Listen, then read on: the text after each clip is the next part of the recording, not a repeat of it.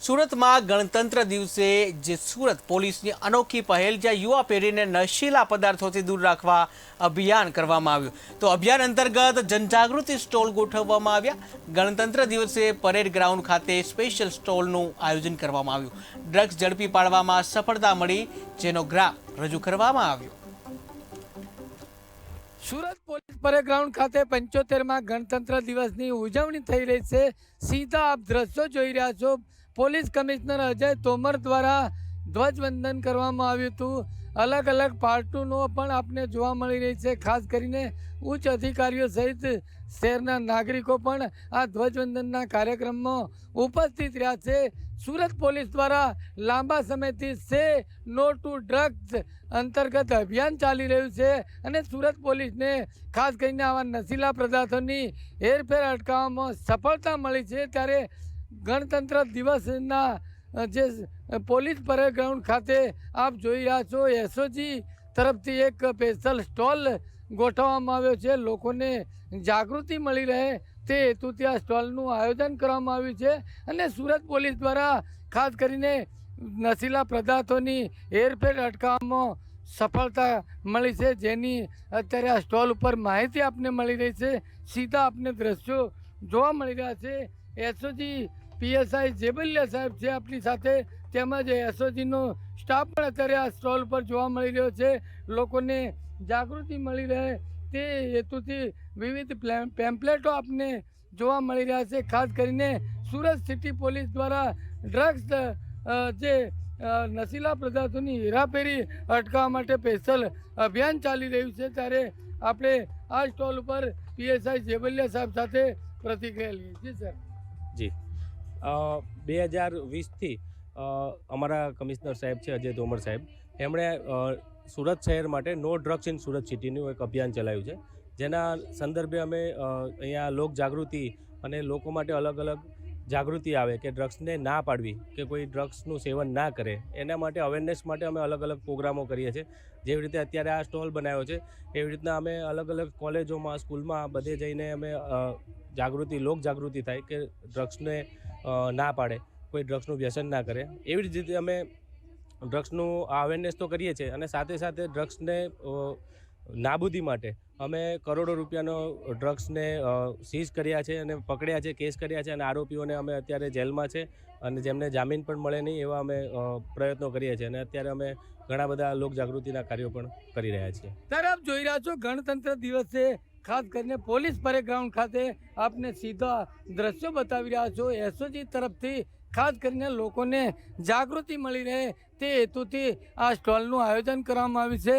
SOG દ્વારા અગાઉ પણ કેટલાય માત્રામાં સુરતમાં ડ્રગ પકડવામાં સફળતા મળી છે। ખાસ કરીને સુરત પોલીસ દ્વારા લાંબા સમયથી આ અભિયાન ચાલી રહ્યું છે। ખાસ કરીને સ્કૂલ કોલેજો પર ખાસ કરીને જે યુવાનો છે ડ્રગને લતે ચડ્યા છે આ લોકોને દૂર રાખવા માટે વિવિધ જનજાગૃતિના અભિયાન અંતર્ગત કાર્યક્રમો ગોઠવવામાં આવી રહ્યા છે। ત્યારે સ્પેશિયલ ગ્રુપ ઓફ સુરત પોલીસનું એક અભિયાન આપને જોવા મળી રહ્યું છે। એસઓજી તરફથી અત્યારે સ્ટોલનું આયોજન કરવામાં આવ્યું છે, વિવિધ પેમ્પલેટોનું વિતરણ પણ કરવામાં આવી રહ્યું છે અને ખાસ કરીને યુવા પેઢી વ્યસનથી દૂર રહે જે અંતર્ગત સુરત પોલીસ કમિશનર અજય તોમર દ્વારા છેલ્લા લાંબા સમયથી આ કામગીરી હાથ ધરવામાં આવી છે અને આ કામગીરી અંતર્ગત સુરત પોલીસને સફળતા પણ મળી છે। મોટા પાયે ડ્રગ પણ ઝડપી પાડવામાં આવ્યું છે, આરોપીઓને જેલના સળિયા પાછળ ધકેલી દીધા છે। ત્યારે સુરત પોલીસ હંમેશા પ્રજાની સુરક્ષાને લઈને ક્યાંક ને ક્યાંક આવા વ્યસનથી દૂર રાખવા યુવા પેઢીને જે નશીલા પદાર્થોથી ખાસ કરીને બધીથી દૂર રાખવા માટે એક સ્પેશિયલ અભિયાન હાથ ધરવામાં આવ્યું છે। તે અંતર્ગત આજ રોજ ગણતંત્ર દિવસના આપને સીધા દ્રશ્યો બતાવી રહ્યા છો। એસઓજી પોલીસ દ્વારા ખાસ કરીને કાર્યવાહી કરવામાં આવી રહી છે। વધુ માહિતી મેળવવાનો આપણે પ્રયત્ન કરીએ। ખાસ કરીને જે પેમ્પલેટ છપાવવામાં આવ્યા છે અને આ પેમ્પલેટ અંતર્ગત લોકોને કઈ રીતે જાગૃતિ મળે, આ પેમ્પલેટનું વિતરણ ક્યાં ક્યાં કરવામાં આવી રહ્યું છે અને ખાસ કરીને ઓટો પાછળ પણ આ પેમ્પલેટ લગાવી અને લોકોને માહિતી મળી રહે તે હેતુથી આ કામગીરી કરવામાં આવી રહી છે। સમગ્ર વિસ્તૃત માહિતી મેળવવાનો પ્રયાસ કરીએ। આ પેમ્પલેટ છે અમે અલગ અલગ સ્કૂલમાં, કોલેજમાં ક્લાસીસમાં ટ્યુશનમાં બધે વિતરણ કરીએ છીએ અને એમને સમજાવીએ છીએ કે તમારી આજુબાજુમાં કોઈ આવી પ્રવૃત્તિ ચાલતી હોય કે તમારો કોઈ મિત્ર આવી રીતના ડ્રગ્સમાં વ્યસને ચડ્યો હોય કે ચડવાની તૈયારી હોય તો અમને જાણ કરે અને આવી રીતના તમને કોઈ પણ માહિતી મળે તો અમને જરૂરથી જાણ કરે કે જેનાથી અમે એના આગળ પગલાં લઈ શકીએ, કડક પગલાં લઈ શકીએ અને થોડી જાગૃતિ અમે લાવી શકીએ. અને અમે દરેક વિસ્તારમાં જે ઓટો રિક્ષા ચાલતી હોય એમની પાછળ પેમ્પલેટ લગાવે અને એનાથી અમને શું લોક જાગૃતિ આવે એના કાર્યો અમે કરીએ છીએ. ત્યારે આપ જોઈ રહ્યા છો ગણતંત્રના દિવસે ખાસ કરીને એસઓજી દ્વારા એક સ્પેશિયલ સ્ટોલનું આયોજન કરવામાં આવ્યું છે અને નશીલા પદાર્થોથી દૂર રહેવા યુવા પેઢીને ક્યાંક ને ક્યાંક નશીલા પદાર્થોના રવાડેથી બચાવવા માટે લોકોને જનજાગૃતિ મળી રહે એ હેતુથી અત્યારે આ સ્ટોલનું આયોજન કરવામાં આવ્યું છે અને સુરત પોલીસ દ્વારા ખાસ કરીને ડ્રગની બધી દૂર કરવા માટે છેલ્લા લાંબા સમયથી પોલીસ કમિશનર અજય તોમર દ્વારા અભિયાન ચલાવવામાં આવી રહ્યું છે અને આખરે આ અભિયાનમાં પણ સુરત પોલીસને સફળતા મળી છે. કેમેરામેન આરિફ સાથે બલદેવ દેસાઈ, KTV न्यूज़ गुजराती, सूरत. भारत के गणतंत्र दिवस के अवसर पर आज सूरत शहर पुलिस द्वारा परेड का आयोजन किया गया.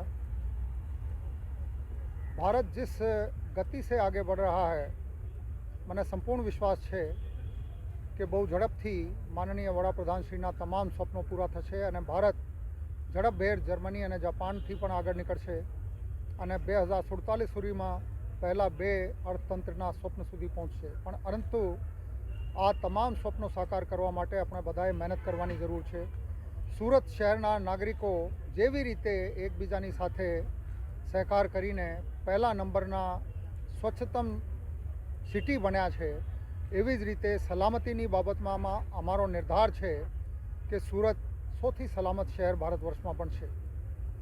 ગુના ઉકેલવાની બાબત હોય, ગુના કંટ્રોલ કરવાની બાબત હોય, કોઈ પણ ફેસ્ટિવલ, ગણેશ ઉત્સવ, નવરાત્રિ, હોળી, દિવાળી, 31મી ડિસેમ્બર તમામ આયોજનો જેવી રીતે સુરત સિટી પોલીસ દ્વારા પૂરા પાડવામાં આવી રહ્યા છે અને જેવી રીતે સુરત શહેરના નાગરિકો પોલીસ સાથે સહકાર કરી રહ્યા છે આ બહુ આનંદપ્રદ બાબત છે અને આ બાબતનું પણ સૂચક છે કે લોકશાહીમાં પોલીસ અને નાગરિકો એકબીજાની સાથે સહકાર કરશે તો એક બહુ સુંદર સમાજનું